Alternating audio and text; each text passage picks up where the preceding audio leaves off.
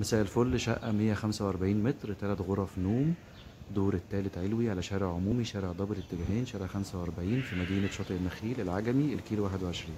دي المسافة اهي للبحر، خطوات بسيطة خالص. وعلى يميننا كده فندق دار الدفاع الجوي.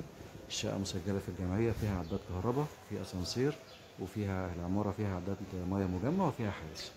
هنا بلكونة كبيرة، وادي كده ريسبشن. ريسبشن حلو، ياخد قطعتين. الشقة مجددة بالكامل، كلها ديكورات CNC وألواح جبسون بورد. وهنا المطبخ مكسي بالكامل بالطوب الحراري. ده كده ريسبشن من زاوية تانية.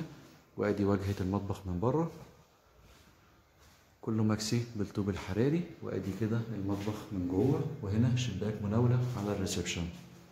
ده طبعا باب الشقة، وهنا كده ممر التوزيع. هنروح على غرف النوم. دي أول غرفة، وهنا غرفة النوم التانية، وهنا غرفة النوم التالتة، وفاضل طبعا الحمام. يبقى كده الشقة 145 متر، 3 غرف نوم، مطبخ، حمام، ممر توزيع، ريسبشن، مجددة بالكامل، مسجلة في الجمعية، فيها عداد كهرباء، العمارة فيها أسانسير، وفيها عداد مياه مجمع، وفيها حارس. الشقة في الدور الثالث علوي، بينها وبين البحر أقل من دقيقة مشي بالظبط، في العجمي 6 أكتوبر.